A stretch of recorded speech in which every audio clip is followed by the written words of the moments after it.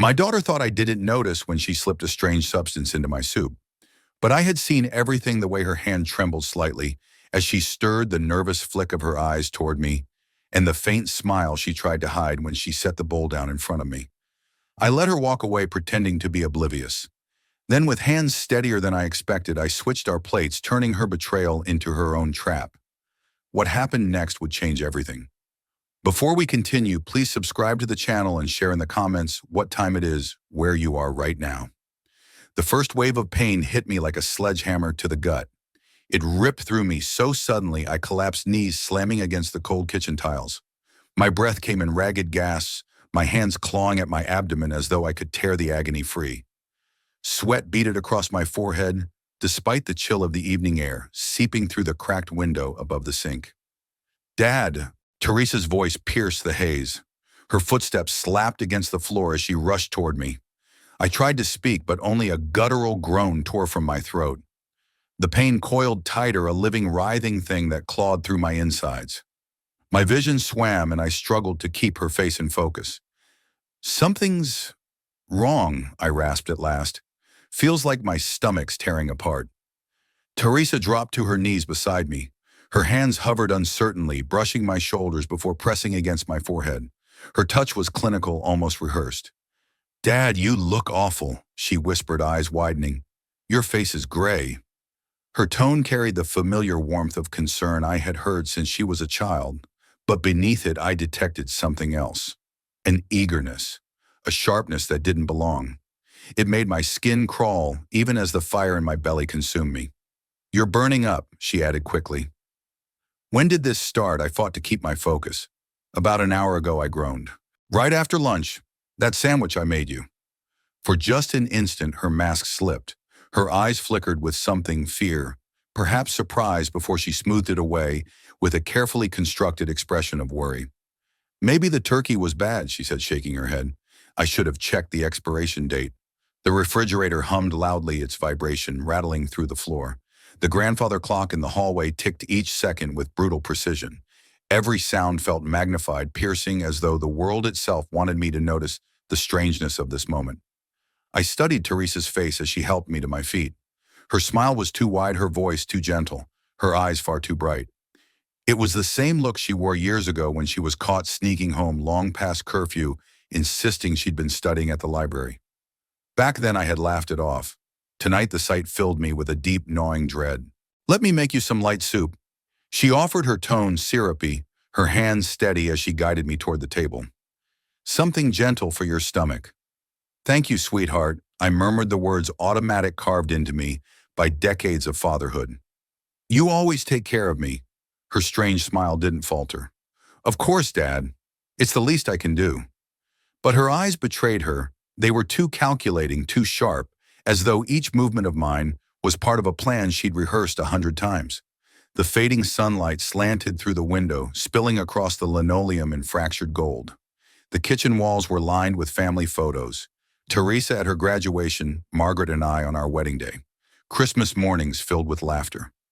Once those images had been the anchors of my life. Now they felt impossibly distant, separated from the present by an invisible wall of betrayal. "I think I need to lie down," I whispered, still clutching my stomach. "Good idea," Teresa replied too quickly, her voice pitched higher than normal. "Rest while I prepare something special for dinner. You'll feel better after you eat." I nodded faintly, though every step toward the staircase felt like climbing a mountain. Each breath was an effort.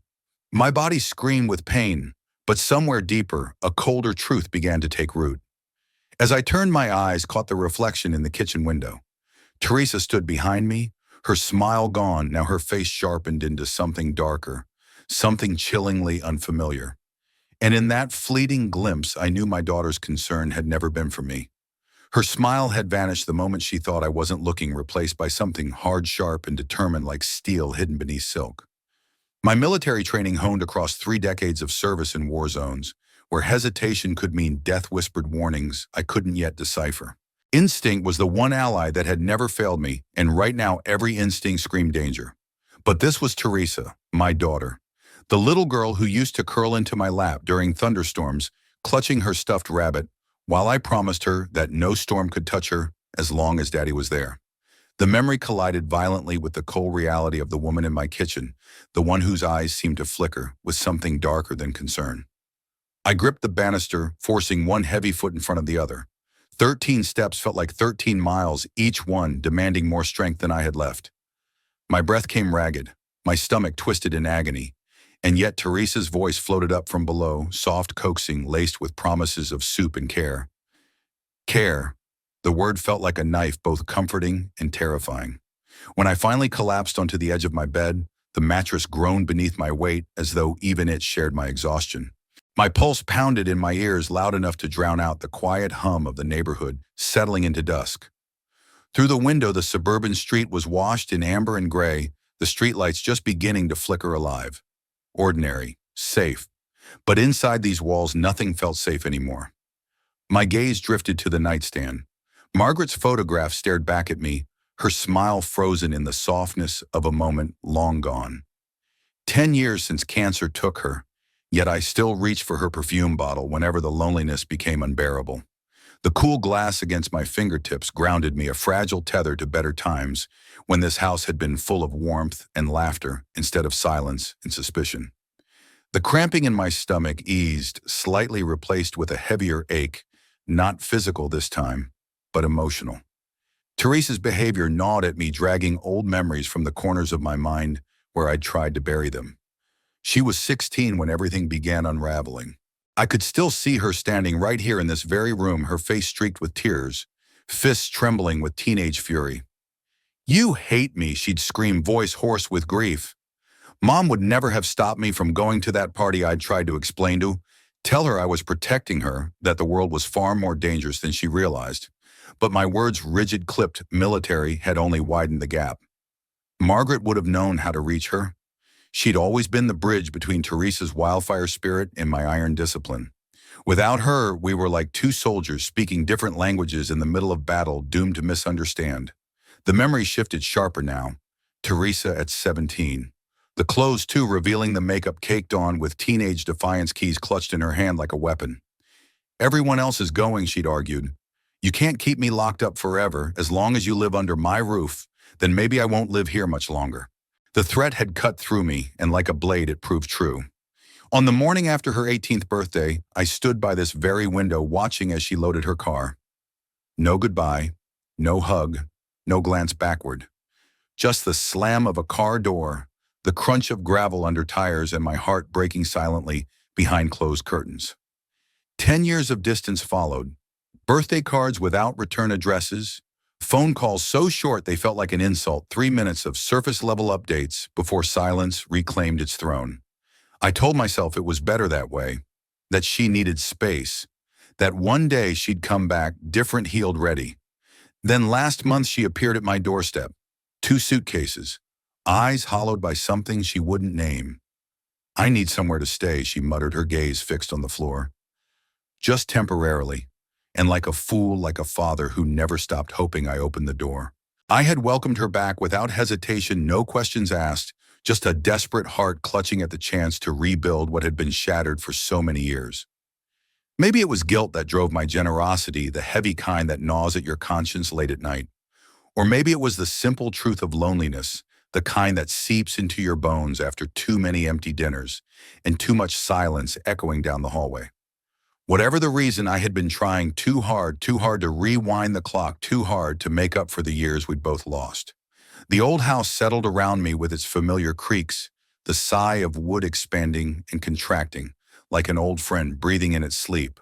From below, the faint clatter of cabinets opening and the rush of water filled the air.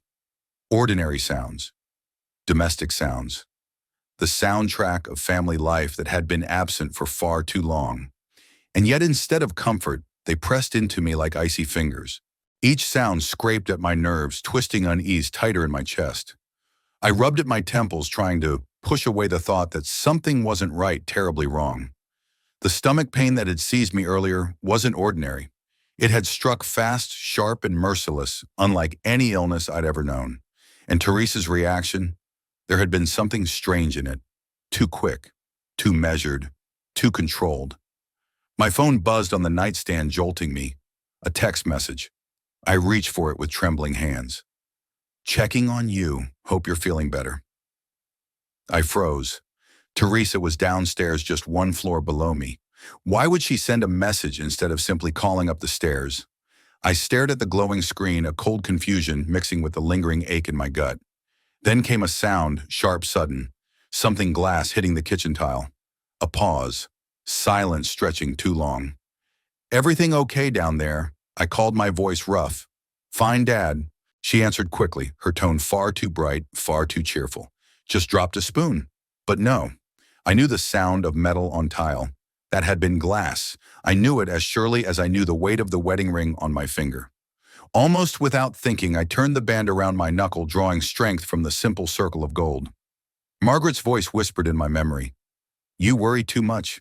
Years of military intelligence have made you suspicious of shadows." Maybe she had been right. Maybe I was imagining threats where none existed. But then again, suspicion had kept me alive more times than I could count. Lying there listening to the hollow quiet beneath Teresa's movements, a chilling thought slid through me. What if the real Teresa, the daughter I remembered, hadn't truly come home at all? What if the woman in my kitchen was someone else entirely, someone shaped by years I didn't know, choices I couldn't see? Her voice floated up again, tugging me out of memory. "Dad's soup's ready. Come down." I forced myself upright, my body heavy as lead, and pushed off the bed. Each step toward the staircase felt deliberate, like marching toward a battlefield where I wasn't sure who the enemy was. My hand clutched the wooden banister, its smooth surface grounding me as I descended into uncertainty. "I'm coming, sweetheart," I managed, forcing warmth into my voice that I didn't feel. The kitchen glowed under the warm wash of overhead lights, golden and inviting. The rich aroma of chicken broth curled through the air, wrapping the room in the illusion of comfort. But I knew better. My training screamed to look closer. I paused in the doorway, unseen, and watched. Teresa stood with her back to me, shoulders hunched low, her frame taut with concentration. Two white bowls rested side by side on the granite counter, steam curling up in delicate tendrils. She stirred one bowl with an intensity that didn't match the simple task. Her movements were sharp, urgent, surgical. Then I saw it. Her hand reached for something small on the counter. A vial. Glass. Barely larger than my thumb. And with a motion too precise to be careless, she tipped the contents, a fine white powder, into the bowl on the left. Swiftly, expertly, she stirred, dissolving it into the broth, with practiced efficiency. No hesitation, no fumbling. She had done this before. My breath caught in my chest. Time slowed to a crawl. Understanding slammed into me like a wave of ice water. The woman at the counter, the daughter I had longed for, forgiven, welcomed home, wasn't preparing a meal to care for me. She was poisoning my food. Every instinct inside me screamed to act, to seize her wrist, to demand answers, to look her in the eye and ask why my own daughter wanted me dead. But 30 years of tactical training, of suppressing raw impulse in the heat of chaos, pressed down on me like iron. Emotion was reckless. Emotion got men killed. And so I stood frozen in the doorway, watching as the little girl I once cradled against my chest seemed to fade before me, replaced by a stranger cloaked in my daughter's skin. Teresa straightened her movements, brisk and efficient, then casually wiped her hands on a dish towel as though she'd just spilled flour. My eyes followed her every motion, memorizing each detail. She slipped the vial into her jeans pocket with the ease of someone who had done it before, or at least practiced it in secret moments I had never been privy to. Almost ready, she called, her voice unnaturally cheerful, like a poorly rehearsed line in a school play. Just letting it cool a bit. Her false brightness cut through me. This was my daughter, the child who once braided flowers into her hair and begged me to chase monsters out from under her bed. Now she stood before me, hiding monsters of her own. I forced my legs forward, careful, deliberate, each step a performance. I entered the kitchen with a smile painted across my face, as if I hadn't just watched her lace my dinner with death. "Smells wonderful," I said evenly, ignoring the weight in my chest. "You really took care of me." Her lips curved into a smile, but her eyes betrayed her. They were flat, guarded, almost calculating. "I made this specially for you," she replied. She gestured toward the bowls waiting on the counter. "Should help with your stomach." The left bowl, the one I had seen her poison, sat precisely at my usual place at the small kitchen table. My stomach turned at her precision. She knew me too well. She'd counted on my habits, on my predictable routines. She'd planned this down to the last detail. "I'll just grab some bread from the pantry," Teresa added, quickly turning away. My chance. The world slowed to a pinpoint of focus the way it used to in combat zones. I moved. 3 swift, silent steps. My hand gripped the bowls, my fingers steady despite the storm in my chest. I swapped their positions, restored the scene as if nothing had changed, then slid back to my place before her footsteps returned. 10 seconds. No more. No less. A lifetime compressed into a heartbeat. When she emerged with a loaf of bread, her false smile was still fixed in place. Perfect timing. Everything's ready. She set the bowls down and with unknowing hands placed the poisoned soup directly in front of her own seat. Then she sat folding her napkin neatly on her lap, a picture of composure. I could barely breathe as she lifted her spoon. "How does it taste?" she asked, her voice light testing. I raised my own spoon, forced a nod. Perfect. Just what I needed. The soup warmed my mouth, rich with flavor. She'd always been a decent cook when she cared enough to try. Teresa sipped from her bowl and my eyes locked onto her face. I searched for even the faintest flicker of hesitation, a glimmer of realization. But nothing. She swallowed, lifted another spoonful and ate. The silence between us stretched brittle and suffocating, broken only by the scrape of ceramic. I sat across from her, a father watching his child, except now I was waiting for her to die. How long until the poison took hold? What had she chosen? Something fast. Something slow meant to mimic illness. "You seem better already," she said after a few minutes, dabbing her lips with a napkin. "Color's coming back to your cheeks." "Yes," I answered, voice steady, though my insides twisted. "Much better." The words tasted bitter. "Thank you for taking such good care of me." I almost choked on the irony. My daughter, my flesh and blood, had just tried to murder me, and here she was, smiling faintly, making small talk, her poison bowl nearly empty. I pushed back from the table, forcing calm into every gesture. "I should probably get some rest. Let this settle." "Of course," she replied, rising quickly to clear the dishes. Her hands moved efficiently, but her eyes flickered past her own bowl without acknowledgement, as though she couldn't bring herself to look at it. Did she feel it yet? The faint beginnings of nausea, a tightening in her chest? Or would the effects come later, creeping in, long after I'd gone upstairs? "Good night, sweetheart." "Good night, Dad. Sweet dreams." Her words lingered in the air like smoke, deceptively soft, deceptively normal. But to me they sliced deeper than any blade, a farewell wrapped in a casual endearment. And for the first time in years, I wondered if I would survive the night under my own roof. I climbed the stairs again, but this time my legs trembled, not from illness, but from the unbearable truth weighing me down. Each step groaned under my weight, as though the house itself mourned alongside me, echoing the shattering realization that my daughter, my own flesh and blood, had tried to end my life. By the time I reached my bedroom, my breath came in shallow bursts, and my hands shook so violently I could barely close the door.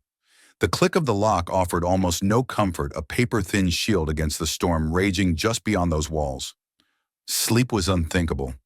Every time I shut my eyes, the image returned in brutal clarity, Teresa's hands steady and deliberate, tipping that fine white powder into the steaming soup meant for me.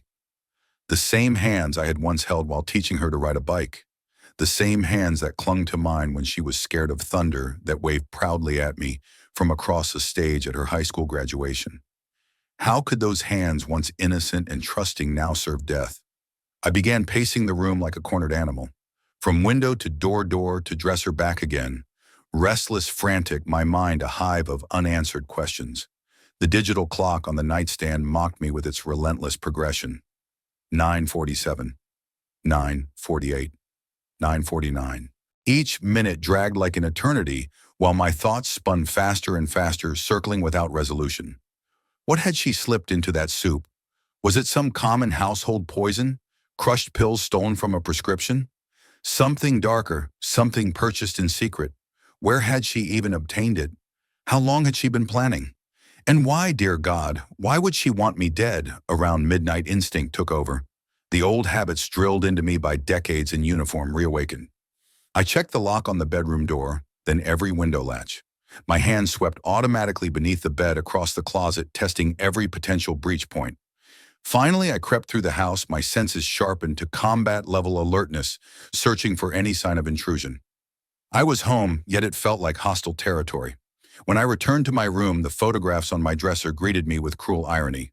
There was Teresa at 16, grinning with her first driver's license. A younger Teresa, hair and pigtails, face smeared with chocolate frosting from her birthday cake. Had that little girl, the one who once cried over scraped knees and bedtime monsters, been harboring darkness even then? At what point had the love of a daughter warped into the intent to kill? I pulled out the filing cabinet, my hands trembling as I retrieved my will. Under the harsh lamplight, the truth stared back at me. Everything, my pension, the house, and $200,000 in life insurance, was hers. Motive enough for someone desperate. But why desperation? Since she'd returned last month, she'd been secretive, evasive about her life. I'd assumed it was shame from failure. Now I wondered if it was something far worse. Something dangerous. My phone buzzed on the nightstand, startling me. A message from an unknown number. "Hope you're feeling better tonight."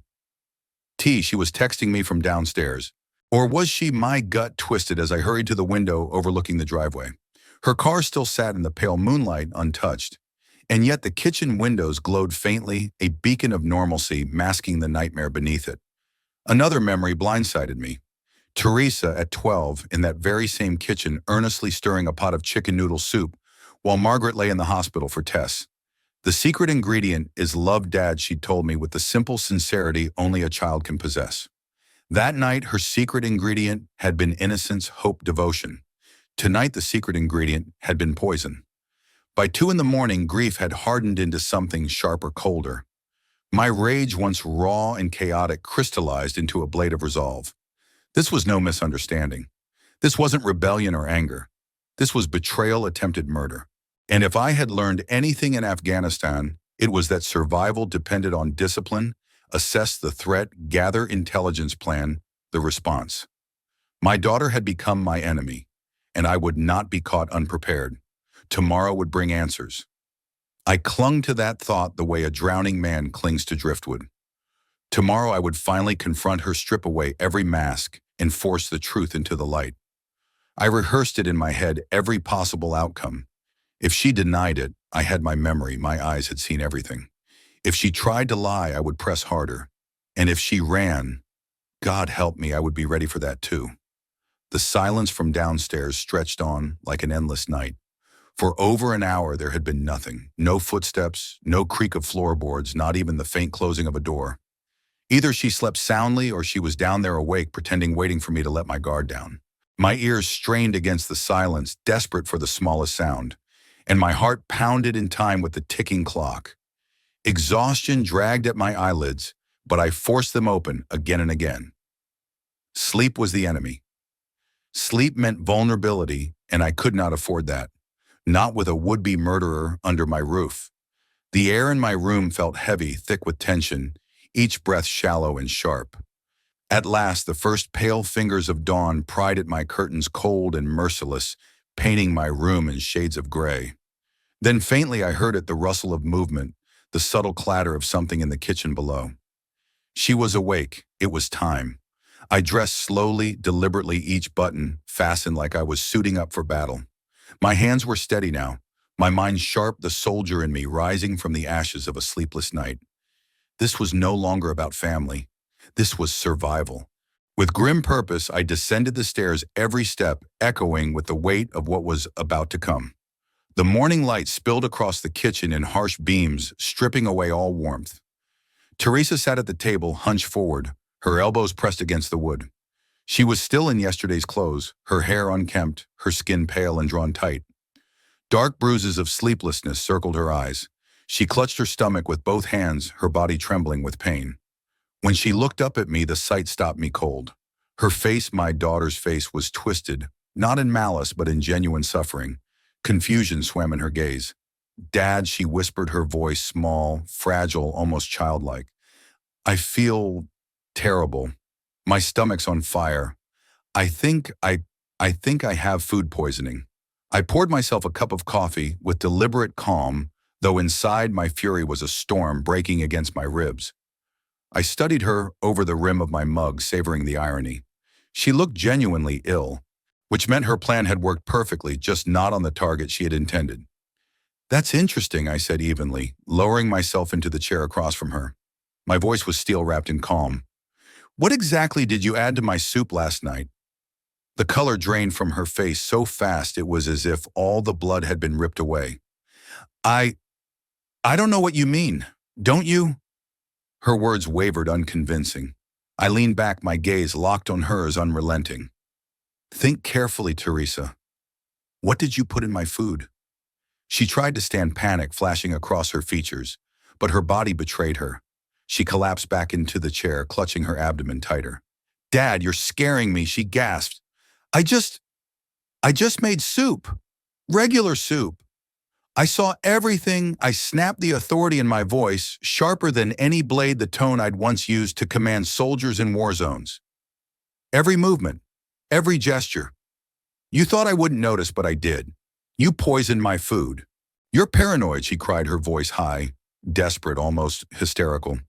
You're imagining things. I would never. Then you won't mind that I switched our bowls while you got the bread. The words hit her harder than a bullet. Her mouth opened and closed soundlessly, her eyes widening with pure horror as realization dawned. You, what, she stammered. That's impossible, I watched you, I said coldly, leaning forward, every syllable, like a hammer striking steel. You added white powder to the left bowl? You placed it at my seat, thinking you were clever? But while you were in the pantry, I made a simple adjustment. Her hands flew to her throat, then to her stomach, trembling uncontrollably. No, no, no, no. This can't be happening. You tried to kill your own father. The words landed between us with the weight of a death sentence. Tell me, how does your own medicine taste? She lurched upright, staggering on unsteady legs, swaying like she might collapse. Tears welled up, spilling down her cheeks. Her voice broke, ragged with despair. You don't understand, she sobbed. I wasn't trying to hurt you. Then what was in that vial, Teresa? Vitamins? My voice cut like a knife. She choked back a sob, her hands shaking violently as she pressed them against her face. I needed the money, Dad. I'm in trouble. I thought maybe if you just got sick enough to go to the hospital. The dam inside me burst. Rage, betrayal, heartbreak, they all came flooding out. You thought you'd inherit faster, I spat. You couldn't wait for me to die naturally, so you decided to speed things along. It wasn't supposed to be fatal. She sobbed, her words breaking apart between gasps of pain and shame. Just enough to make you weak. Maybe a heart attack. No one would have questioned it. It would have looked natural. Her voice, so casual, so matter-of-fact as she spoke about ending my life, froze me to my core. That calm explanation was worse than rage, worse than hatred. This wasn't a crime born of passion or a fleeting lapse of judgment. It was cold, deliberate calculation. She had thought about this.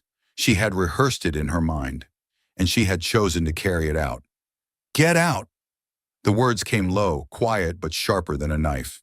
My voice had dropped into that dangerous register I hadn't used since the battlefield, the one that carried no room for negotiation. Dad, please get out of my house.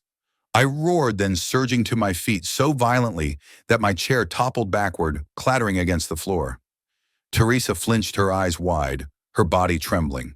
For a brief, flickering second, I saw the little girl she used to be, the child who had once clung to my leg in thunderstorms. But that child was gone, buried under greed and betrayal. You have 10 minutes, I snapped, my finger pointing toward the stairs.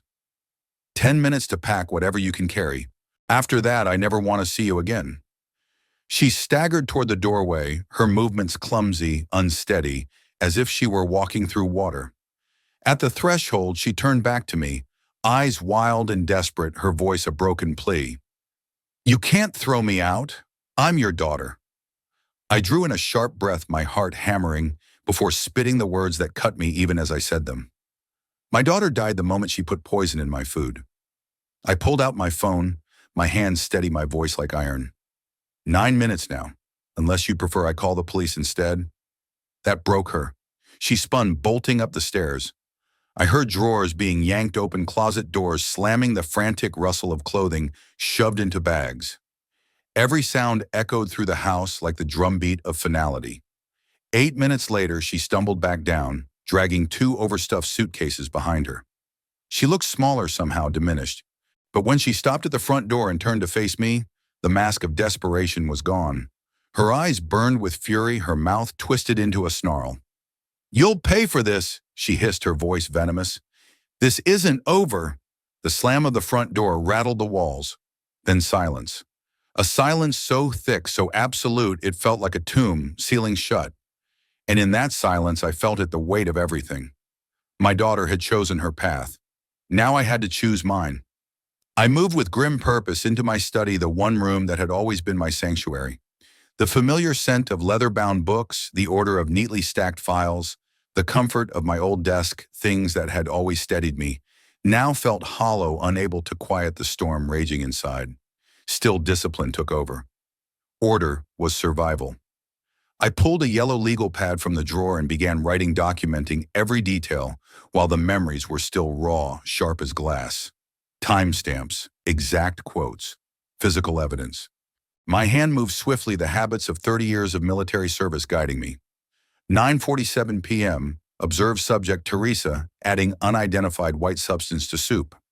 Substance dissolved quickly when stirred, contained in small glass vial approx. 2 inches tall. My engineer's mind took over, filtering chaos into data points. What substance had she used? Where had she gotten it?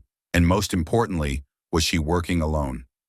Teresa was reckless, but she wasn't cunning. Someone had to have whispered this idea into her ear. I needed allies. I reached for my phone and dialed Emily Carter, our family lawyer of 15 years, the one who had helped us through Margaret's cancer and every storm since. "Emily, it's Simon Brown. I need your help immediately." "Simon. Good morning, you sound upset. What's wrong?" I swallowed hard. Even saying it aloud felt unreal. My daughter tried to poison me last night. I saw her do it. I switched our bowls. She's been sick all morning from her own poison. I have evidence. The silence on the line stretched long, heavy. Finally, her voice returned, low and deliberate. "Simon, that's a very serious accusation. Are you absolutely certain?" "I'm certain," I said, steel in my tone. "Can you meet me this afternoon?" "Yes. My office, 2 o'clock. "Perfect. And Emily, we need to discuss changing my will. Immediately." After hanging up, I pulled out my financial records, bank statements, investment portfolios, life insurance, pension accounts. Everything Teresa had once stood to inherit. My hands turned the pages with mechanical precision, though my heart ached with every line item. The house alone was worth $500,000. My retirement, my insurance policy, a lifetime of sweat and sacrifice. I had built all of this for her, for my only child, and she had tried to kill me for it. I called the bank next. My voice was clipped, precise. "This is Simon Brown, account number 4471. I need to review all account access permissions and beneficiary designations." "Yes, Mr. Brown. Is there a specific concern?" "There is. I need to remove someone. Immediately." As the paperwork churned forward, fragments of memory surfaced with cruel clarity. Teresa's endless questions about my finances over the past month, her sudden interest in my medications, her uncharacteristic insistence on cooking dinner for me. All the pieces I had ignored now fell neatly, horrifyingly into place. How long had she been planning this, and whose voice had guided her hand? Because one thing was certain, Teresa hadn't come up with this plan alone. I thought about her secretive phone calls, those late-night whispers behind closed doors, the way she'd vanish for hours at a time with no explanation and return with eyes that wouldn't meet mine. There had to be someone else in this story, someone lurking in the shadows, pulling the strings. Teresa was selfish, yes, manipulative, certainly, but she wasn't born a killer. I refused to believe that my little girl, the one who used to curl up beside me during thunderstorms, could have arrived at this idea all on her own. No, someone had convinced her that murdering her own father was not just acceptable, but necessary. The grandfather clock in the hallway chimed noon, each gong reverberating through the house like a countdown to reckoning. I had exactly 2 hours before my meeting with Emily.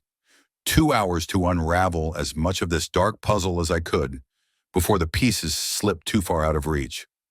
I opened my laptop, my fingers trembling slightly on the keyboard, and began researching poisons. My mind replayed the scene, the white powder dissolving instantly in the soup, leaving no trace but a faint cloudy swirl. I typed in search after search, white powder dissolves, quickly delayed effects. The possibilities were narrower than I expected. Again and again, the results pointed not to exotic substances or rare toxins, but to something chillingly ordinary: prescription medications. Drugs that could be stolen, bought, or manipulated with terrifying ease. My phone buzzed on the desk beside me, its vibration loud in the silence. An unknown number. "You made a mistake. We know where you live." The words burned into my vision, sharp and merciless. It wasn't just Teresa anymore. Whoever had whispered poison into her ear was real, and they were watching. The casual certainty of the message told me they already knew what had happened in my kitchen, which meant Teresa had told them. She had reported back to her co-conspirators. I took a deep breath, forced my hands steady, and screenshotted the message. Another piece of evidence for the file, another nail in the coffin of trust. Time to call in reinforcements. I dialed the non-emergency police line, keeping my voice calm, level, even as my heart raced. "This is Simon Brown. I live on Oak Street. I need to report a threat and possibly an attempted poisoning. Can someone come take a statement?" The dispatcher's voice was brisk but reassuring. "Yes, sir. We can have an officer there within the hour." The clock kept ticking loud in my ears. I spent the time wisely, my military instincts taking over. I checked and rechecked every lock on every door. I activated the security system, drew the curtains tight, making my house a fortress. If they wanted to escalate this war, they'd find me prepared. The drawer of my filing cabinet clicked shut with finality, my growing file of evidence secured inside. And then the sound. Tires crunching over gravel. A car pulling into my driveway. I moved to the window, parting the curtain just enough to see. Teresa. She wasn't alone this time. Her car door slammed with the fury of someone carrying hours of pent-up rage. She strode toward the house, every step hard and jerky, her face flushed with fury. I didn't move. I remained seated in my leather armchair, my hands folded in my lap like a man awaiting judgment. The front door exploded open with such force it banged against the wall. She stormed inside like a tempest. "You think you're so clever, don't you, old man?" she screamed, her voice raw with fury. I looked at her evenly. "I think I'm alive," I said calmly, "which apparently disappoints you." Her eyes narrowed, her chest heaving. "The hospital said I had digoxin-poisoning heart medication. How did you know what I was using?" I leaned forward slightly, my voice low and steady. "I didn't know, but you were careless enough to poison yourself with your own weapon." I gestured to the chair opposite mine. "Sit down, Teresa. Let's discuss this like adults." She laughed bitterly, the sound sharp as broken glass. "Adults. You want to talk about being adults. This house should be mine. Everything you own should be mine. You owe me after everything." The rage burned hotter in my chest, but I kept my voice like steel. "I owe you nothing. You tried to murder me." Her face twisted. She began pacing, her hands flailing as she shouted. "You abandoned me after Mom died. You were cold, controlling, impossible to live with." I had to leave. I stood, meeting her eyes with a fury of my own. "You chose to leave. And now you've chosen something far worse. You tried to kill me for money." Her voice cracked, desperation leaking through the anger. "You can't prove anything. It's your word against mine. Who's going to believe a paranoid old veteran over his own daughter?" I reached for my phone, unlocked it, and turned the screen toward her. The screenshot of the threatening text glowed between us. "Your friends," I said evenly, "aren't very smart about covering their tracks." The color drained from her face. Her lips parted, but no sound came for several seconds. Finally, she stammered, "That wasn't from me." "No," I said quietly, "but it was about you. Someone else is involved in this, isn't there?" I asked, my voice low but sharp, slicing through the tension hanging in the air. "Someone who convinced you that murder was the solution to your problems?" Teresa's eyes flicked nervously toward the window, the smallest crack in her mask of defiance.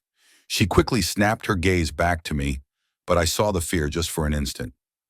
"I don't know what you're talking about," she spat, but the tremor in her voice betrayed her. I straightened my back, every inch of my military training radiating through my stance. "Get out of my house now, before I call the police." This is my house, too, she shrieked, her voice climbing in pitch, echoing against the walls that had once held her laughter as a child. I grew up here. I have rights. You forfeited any rights the moment you tried to poison me? I said, my voice steady but carrying the weight of iron. Each word struck like a hammer, undeniable and final. Slowly, deliberately, I stood towering over her, my full bearing on display. The years had carved lines into my face, but they had also carved steel into my soul. You have 30 seconds to leave voluntarily, I warned, or I'm calling 911. Teresa hesitated, her chest heaving, fury and fear warring in her eyes. Then she began to edge backward toward the door, but her defiance was not gone. It blazed brighter than ever. Fine, she hissed, her lips curling back like an animal cornered. But next time I come back, I won't be alone, and you'll regret this. There won't be a next time, I growled, my voice low but dangerous. Stay away or face the consequences. She barked, a bitter laugh. What consequences? What are you going to do, old man? You're alone. You have no one. I have the law on my side. I shot back, pulling my phone halfway from my pocket. And evidence of everything you've done. For the first time, her bravado faltered. She froze at the threshold, caught between rage and terror. Her face twisted, every emotion she had tried to bury, exploding onto her features. Anger, desperation, a flicker of guilt quickly smothered. You don't understand what you're dealing with, she whispered hoarsely. There are people who need this money. People who won't just walk away because you got lucky once. Then they can explain themselves to the police when I file my report tomorrow. I replied, my voice cold enough to freeze stone. Her head snapped up, eyes wide with shock. You wouldn't dare. Try me. The silence that followed was a battlefield. Father and daughter, no stranger and stranger, stared across the rubble of what used to be family. There was nothing left but betrayal. Finally, Teresa's face hardened. She spun on her heel, storming down the walkway. This isn't over, she shouted over her shoulder, venom dripping from every word. You'll pay for humiliating me like this. The engine roared to life, and her tires screamed against the asphalt, leaving black scars on the road, like her betrayal had left scars on my heart. I stood in the doorway, watching her taillights vanish into the gathering darkness, but her words lingered like poison in the air. With trembling fingers, I reached for my phone. If I wanted answers, if I wanted to stop this madness before it consumed us both, I had to act now. I dialed the number Emily had once pressed into my hand during her divorce cases, the one meant for situations too ugly for the courts alone. Marcus Sullivan, Private Investigations, came the calm, steady voice on the other end. Mr. Sullivan, I said, my throat dry. This is Simon Brown. Emily Carter referred me. I need immediate help with a family situation involving attempted murder. I can be at your location within the hour. Mr. Brown, he replied, his tone tightening with professional urgency. This is regarding your daughter. Yes, I said bitterly, and whoever's manipulating her. Exactly 60 minutes later, Marcus arrived. A thin, sharp-eyed man in his 50s, his presence filled the room, not with noise, but with silence, the kind of silence that promised nothing, stayed hidden for long. He moved like a shadow, efficient and precise, carrying himself with the quiet confidence of someone who had spent a lifetime uncovering other people's darkest secrets. I handed him everything: photographs of the vile Teresa's medical reports from the hospital, the threatening text messages that had burned across my phone. He examined them with careful patience, his eyes narrowing as the puzzle began to take shape. Your daughter has been seeing Hubert Klein for 3 months, Marcus said finally, his voice grim. I frowned. I've never heard that name before. Who is he? Marcus pulled out a tablet, swiping to a mugshot. The man's face was lean, predatory, with cold, calculating eyes and a smile that looked manufactured, false, dangerous. Small-time con artist, Marcus explained. Fraud, identity theft, real estate scams. He specializes in targeting people with property assets. My stomach churned as I stared at the photograph. I've never seen him before. He's been careful, Marcus said. Careful to stay away from your house. But he's been coaching your daughter extensively. Coaching her to do what? I asked, though the answer was already crawling up my spine like ice. Marcus swiped to another file, his expression tightening. Kill you. Inherit your assets. sell everything quickly, then disappear with the money. He pressed play on an audio file, and the room filled with voices, one of them Teresa's, her voice trembling, eager, whispering plans of betrayal. My blood turned to ice. Recordings of what my voice was steady, but inside I felt the floor give way beneath me. Marcus didn't flinch. Conversations between them, discussions about the poisoning, exact instructions, the medication, the dosage, even the timing for maximum effectiveness, and plans for disposing of your body. The way he said it, clinical, detached, almost procedural, should have gutted me. But my military training pressed down like armor, forcing my emotions beneath the surface. I couldn't afford to break. Not now. How did you get these recordings so quickly? I asked, my jaw clenched so tight it hurt. Marcus gave a small, humorless smile. Your daughter isn't very careful with her privacy. Neither is Klein. They've been meeting at the same coffee shop every week, sitting right by the windows, like they had nothing to hide. Basic surveillance equipment picked up most of their planning sessions. He turned the tablet toward me. There she was, Teresa, my daughter, sitting across from a lean man with sharp, predatory features, the same face I'd just seen in the mugshot. Their heads bent close together, coffee cups between them, eyes locked in conspiratorial focus. My own daughter. It felt like a knife sliding between my ribs. I struggled to breathe as the full weight of her betrayal crashed down. How could she fall for someone like this? How could she choose him over me? Marcus's voice cut through my thoughts, calm and methodical. Klein is good at what he does. He preys on the vulnerable divorced women, estranged children, people weighed down by resentment or desperation. He studies them, finds the cracks, and offers them exactly what they think they want. Your daughter was the perfect target.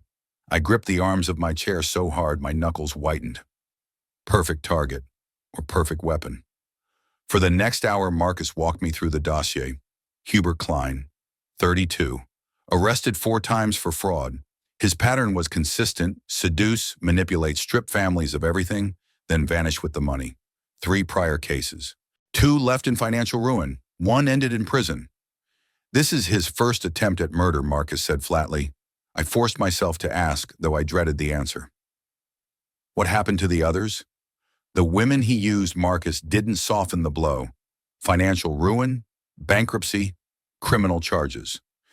1 woman is still serving time for embezzling from her elderly mother's trust fund. Klein always walks away clean, leaving his victims destroyed. My stomach turned to stone. The evidence piled higher: phone records with dozens of calls between Teresa and Klein, financial documents exposing his growing debts and his desperation for fast cash, real estate consultations where they discussed selling my house, the house I built, the home where Teresa grew up immediately after inheriting it. Then Marcus pulled up another file. His expression hardened. There's more. They've already contacted a buyer. Cash sale, no inspections, quick closing. I felt my breath catch. They had the whole scheme mapped out, Marcus continued. Even down to your body's disposal. Cremation. They planned to tell people you requested it. No autopsy, no questions. I stared at the photos again. Teresa's head tilted toward Klein's, her eyes soft, almost trusting. Planning my death like it was just another line item on a weekend to-do list. The betrayal wasn't impulsive. It wasn't a mistake. It was cold, calculated, deliberate. What about the poison? My voice was low, almost strangled. Klein has pharmaceutical black market connections. The digoxin was medical grade, expensive, hard to trace. But they made mistakes. Several. Marcus's gaze locked on mine. Most importantly, they underestimated you. I swallowed hard, my throat burning with a mixture of fury and grief. Mr. Brown, Marcus said, closing the tablet, these people are dangerous. The failed poisoning has made them desperate. They know you're onto them. They will not simply walk away from this kind of money. I leaned back, exhaling slowly. What do you recommend police involvement? Immediately. We have enough for conspiracy to commit murder charges. But if they catch wind of the investigation, they could disappear before arrests are made. And if that happens, you remain in danger. Klein has a history of escalating when his schemes collapse. Teresa's threats echoed in my mind. Next time I won't be alone. This isn't over. You'll regret humiliating me. How long? I asked quietly. Days, not weeks, Marcus replied. Maybe sooner. I closed the thick folder of evidence with a heavy thud. Every page, every photo, every record now stood as proof, not just of Klein's corruption, but of Teresa's betrayal. Tomorrow I would make sure she could never hurt anyone else the way she had tried to hurt me. The crush of downtown traffic pressed around me, horns blaring exhaust thick in the air, but none of it mattered. Nothing could slow the grim determination that fueled every step I took toward Emily's law office. In my hands, the manila folder seemed impossibly heavy, far heavier than mere paper should be. It wasn't just documents I carried. It was the unbearable weight of betrayal, the final proof that my own daughter had chosen greed over blood, money over love, murder over mercy. Emily's office stood high above Lake Michigan, its glass facade reflecting the steel gray sky. I had been here once before during Margaret's illness, when Emily helped me navigate medical directives and estate planning. Back then, hope and love had softened those meetings. Today I returned as a man resolved to sever the last tie to his only child. I wasn't here as a father anymore. I was here as a survivor, ready to erase my daughter from my life forever. "Simon, you look terrible," Emily murmured as her secretary ushered me into the polished conference room. Her voice carried both compassion and alarm. "How are you holding up better than I was yesterday?" I replied, though. The truth sat like a stone in my throat.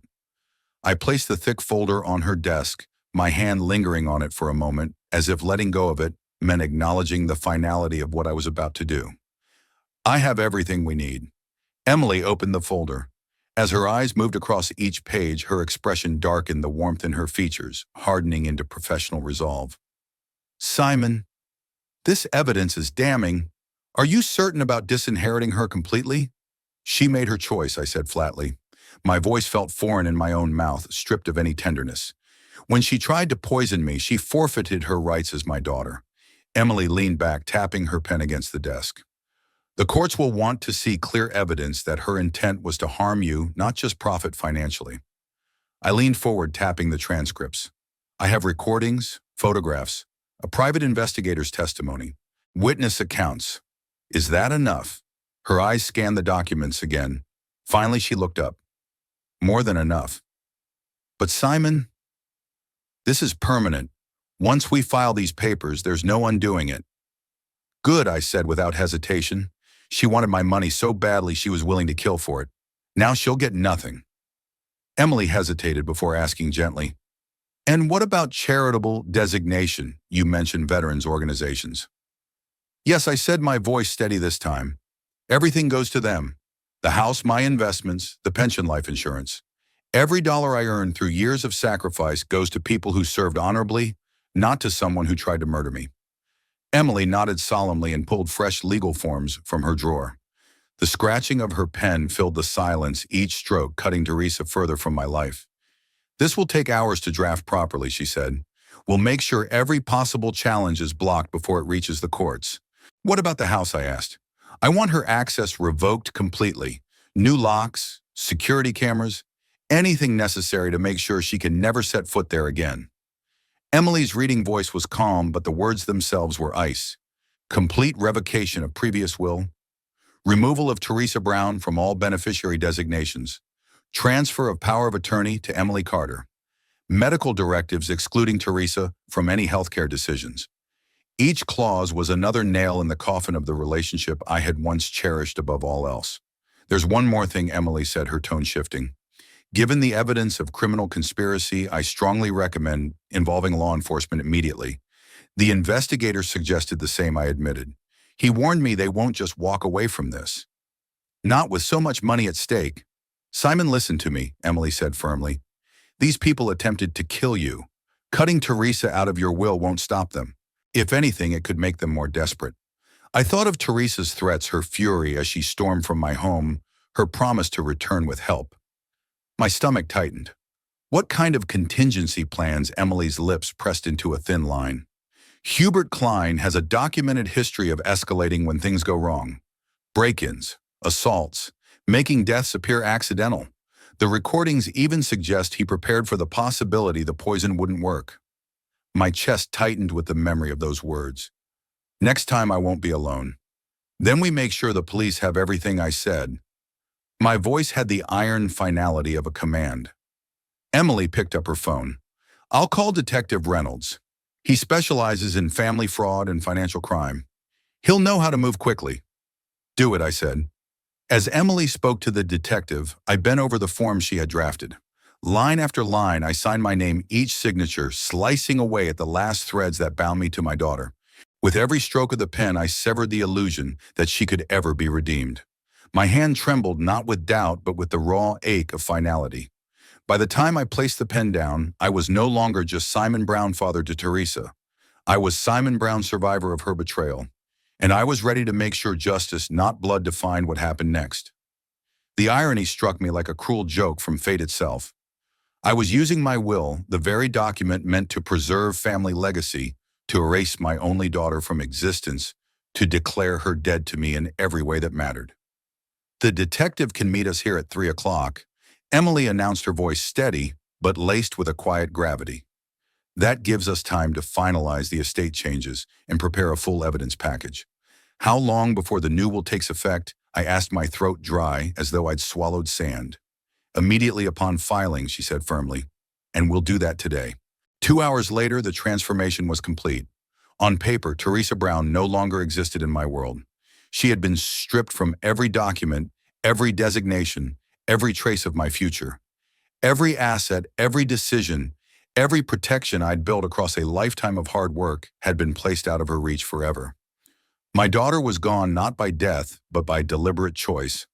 At exactly 3 o'clock, Detective Reynolds arrived. He was a stocky man with sharp, calculating eyes, the kind that had seen too much of human cruelty, yet still carried the weight of duty. He listened intently as Emily and I laid out the evidence, every recording, every photo, every damning transcript. He didn't interrupt once. When I finished, he closed his notebook with a sharp, decisive snap that echoed like a gavel in the silent room. Mr. Brown, he said, voice grave, this is more than enough. We're talking multiple felonies, conspiracy to commit murder, attempted poisoning, terrorist threats. I'll have warrants issued before the day is out. How quickly can you find them? I asked, my hands gripping the armrests of my chair. We'll start with known addresses and associates. Given the volume of evidence, I expect arrest within 48 hours. When I left Emily's office, the law was finally on my side. I was legally protected, fortified by the strength of my new will and the certainty of justice. Yet inside, I felt like a hollow man, emptied of the love I once had for my daughter, now replaced with a cold, echoing ache. That night, my preparations were put to the test. The motion sensors I'd installed only days ago gave a soft, almost polite chime, an early warning of the storm about to hit. 2 figures approached my front door. Teresa had kept her promise. She had come back, and this time she wasn't alone. Through the grainy feed of the security monitor beside my chair, I saw them pause at the entrance, like predators studying prey. Hubert Clean looked exactly like his mugshot, lean, sharp-edged, predatory. His cold eyes swept across my property, calculating, measuring, already plotting his next move. His expensive clothes couldn't mask the tension in his shoulders or the violence simmering just beneath his polished exterior. And then there was Teresa, my daughter. Her face hardened with rage, her features twisted by desperation. This wasn't the child I had once cradled in my arms. It was a stranger wearing her face fueled by greed and venom. I didn't move from my chair. My hands rested calmly in my lap, though my heart thundered like war drums in my chest. The hidden cameras were rolling. The emergency button was within reach. 5 days of preparation had brought me here to this very moment. They didn't knock. The door rattled under Hubert's grip, then exploded with a violent kick. The new deadbolt held firm, but the doorframe splintered with a sharp crack that reverberated through the house. Mr. Brown, Hubert's voice slithered into the hallway as they stepped inside. We need to have a conversation. Then you should have made an appointment, I replied, not rising, not even flinching. Teresa was the first to appear in the doorway of my living room. Her eyes glowed with a feverish light, her voice tight and commanding. Dad, this is Hubert. We're here to make this simple. Hubert followed close behind, filling the doorway with menace. He set a sleek leather briefcase on my coffee table with deliberate force, the sound loud in the tense silence. Sign these papers, he said coolly. Transfer the house and nobody gets hurt. And if I refuse, I asked, Teresa's laugh was sharp, bitter-edged with venom. Then we'll find another way to get what's mine, just like we tried before. I studied Hubert carefully as he opened the briefcase, revealing documents that looked official enough to fool anyone who didn't know better. Your daughter deserves this inheritance, he said smoothly, almost mockingly. Don't make this harder than it needs to be. Inheritance? I kept my voice level, steady as a rifle sight. You mean the money you plan to steal after murdering me? Hubert's expression didn't flinch. That was a misunderstanding. Just a little medication to help you feel more cooperative. Teresa mixed up the dosages, that's all. You can't prove anything, old man. Teresa snapped, pacing behind him like a caged animal. Actually, I said, lifting my hand toward the ceiling corners, where tiny lenses blinked faintly. I can prove everything. I've been recording this entire conversation. Hubert's confident smile flickered, faltered. His eyes darted upward, locating the nearly invisible cameras. Those won't be admissible in court without consent, he spat. Illinois is a one-party consent state, I answered calmly, my voice cold steel. And I've already given mine. Smart old man, Hubert snarled, his carefully polished mask cracking to reveal the predator beneath. But not smart enough to keep your mouth shut. He stepped closer, towering over me, his shadow stretching across my chair like a threat. You're going to sign these papers, he growled. Transfer the house to your loving daughter and forget this conversation ever happened. Or what I asked quietly. Or accidents happen to stubborn old veterans who live alone, he hissed. Teresa joined him now, standing within arm's reach, her voice trembling with fury. Dad just signed the papers. We'll leave you alone after that. I looked from her face to Hubert's, then back again. Will you? I asked softly. The way you left me alone after poisoning my soup, that wasn't poison. She shot back her denial, sharp and desperate. But the truth was already carved into stone. It was just supposed to make you sick enough to need help. Teresa's voice trembled with desperation, but the words struck me like a blade. Help from a daughter who wanted to inherit faster, a daughter willing to see her father writhe in agony just so she could swoop in with false compassion and collect her prize. Hubert, growing impatient, yanked a pen from his jacket and hurled it onto the forged documents with a sharp clack against the coffee table. Enough talk. Sign these papers now, or we'll find more creative ways to change your mind. My gaze dropped to the stack of legal forgeries, then lifted to my daughter's face. Once that face had been filled with laughter and warmth. Now it was twisted with greed, fear, and the influence of the predator standing beside her. Hubert had corrupted her with promises of easy money, promises that had rotted her heart until she no longer saw me as a father, only as an obstacle. But everything was being recorded. Every threat, every manipulation, every admission of guilt. Not a single word they spoke would be lost to the shadows. The law would hear it all. I have a better idea, I said evenly, forcing calm into my tone as I reached a hand beneath my chair. My fingers found the small, familiar button hidden there. Hubert sneered, mistaking my movement for weakness, and stepped closer with his fist raised. But before he could act, I pressed the button. The piercing wail of sirens erupted in the distance, slicing through his threats like a sword through silence. The sound grew louder, closer, until the very walls of my home pulsed with red and blue light. Hubert's confident mask cracked instantly. He spun toward the window, his carefully curated composure dissolving into raw panic. You called the cops? His voice was sharp, almost shrill. When 5 minutes ago I replied coolly, silent alarm system, very reliable. Teresa's face went white, her bravado crumbling into fear. She backed toward the hallway as though distance could shield her from the consequences rushing toward us. Dad, how could you do this? Call the police on your own daughter. I looked at her, and for the first time I saw nothing of my child, only a stranger who had tried to poison me. My voice was steady, though my chest ached with betrayal. You stopped being my daughter when you tried to murder me. Outside car doors slammed. Heavy, purposeful footsteps thundered toward my shattered front door. Hubert looked around like a cornered animal, searching desperately for an escape. But I had chosen my seat deliberately. The only way out was blocked. Chicago police, a voice boomed. Mr. Brown, are you all right? I'm fine, officers, I called back, never taking my eyes off the intruders. They're in the living room with me. Detective Reynolds appeared first, his service weapon drawn but lowered as he assessed the scene. Two uniformed officers followed, their presence filling the room with a sudden, undeniable authority. Reynolds' sharp gaze swept over the broken door, the scattered papers the predators caught mid-act.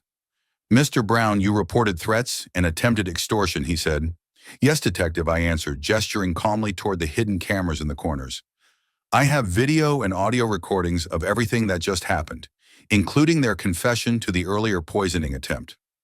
"This is harassment," Hubert barked, stepping forward aggressively, then freezing as three sets of eyes and three firearms turned toward him. Detective Reynolds' voice was firm, unshakable. "We have recordings of you threatening this man in his own home.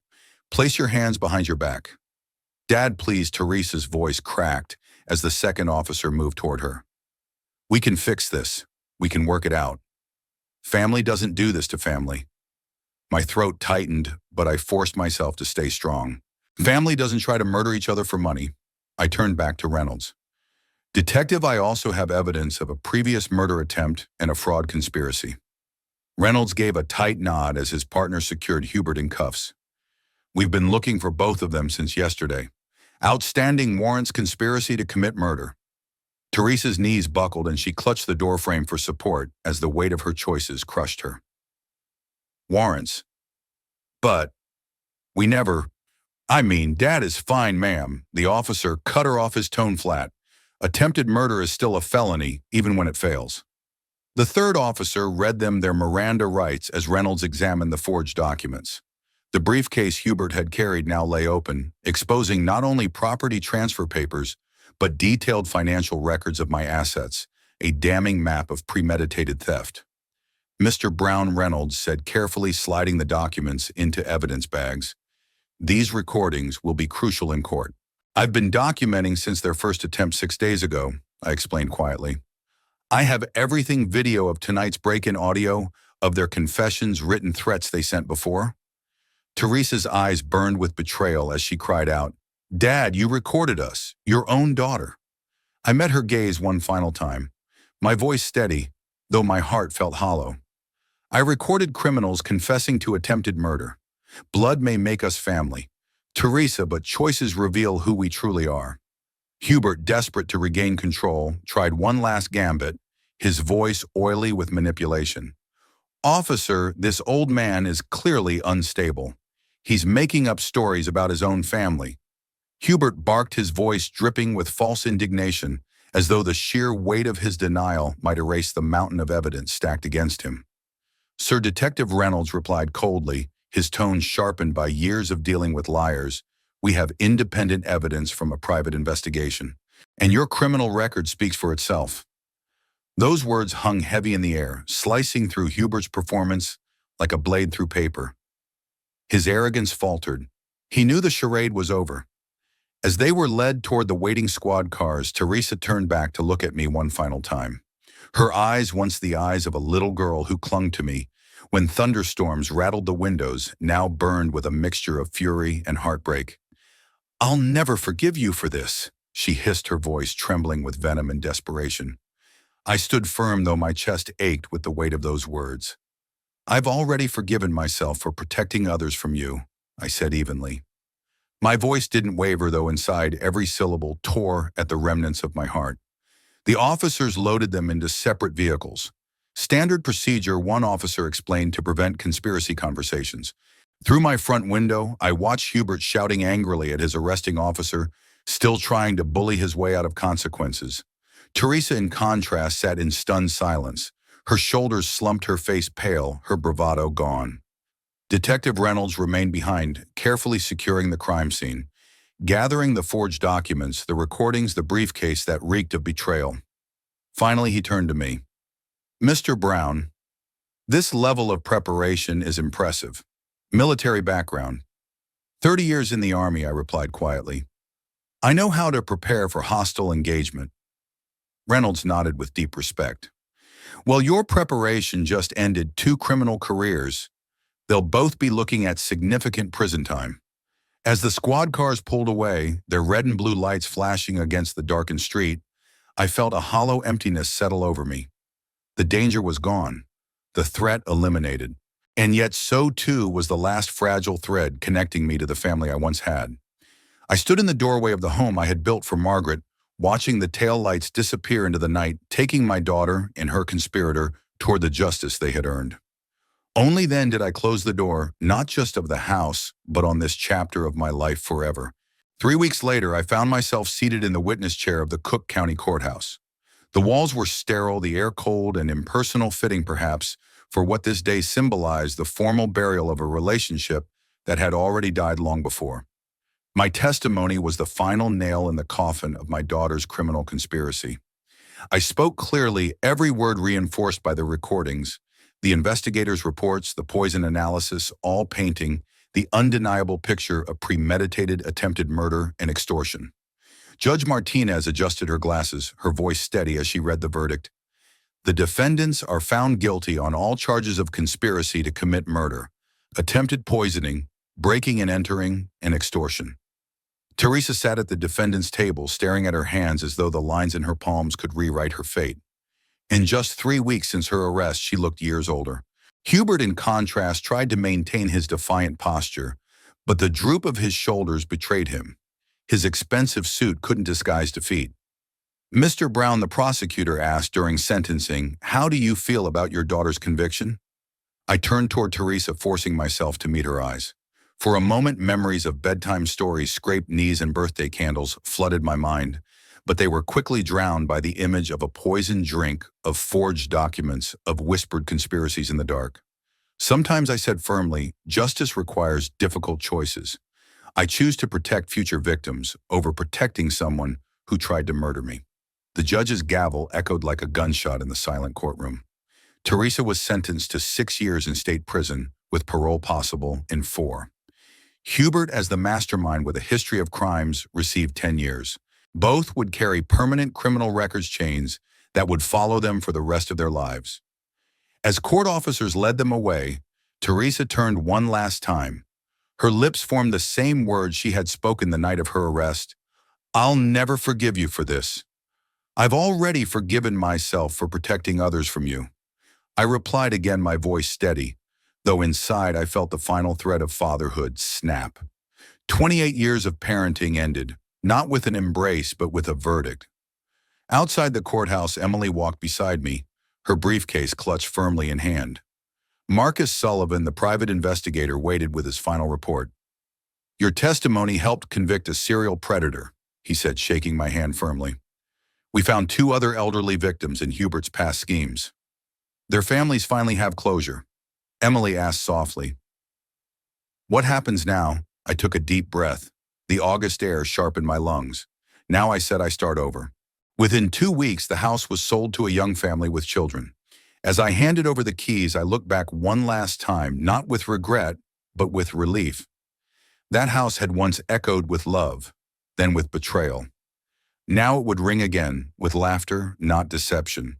And for the first time in months, I felt free. I kept only the personal things that truly mattered: Margaret's photographs, her letters, little mementos that carried her warmth and memory. Everything else, every piece of furniture, every object tied to a life that had turned bitter, I donated to veterans organizations. It felt right to give back, to let those things be used for good rather than serve as reminders of betrayal. My new home was in a retirement community just outside Tampa, surrounded by men and women who, like me, had worn the uniform and understood the weight of words like honor and loyalty. The air was warm, the palm trees swayed gently in the Florida breeze, and the neighbors were genuine people. People who waved because they cared, not because they wanted something. For the first time in years, I could sit down to dinner without wondering if someone had slipped poison into my food. I found purpose again at the local VA hospital, volunteering to guide other veterans who were wrestling with family conflicts, financial abuse, or the terrible sting of betrayal from those they once trusted.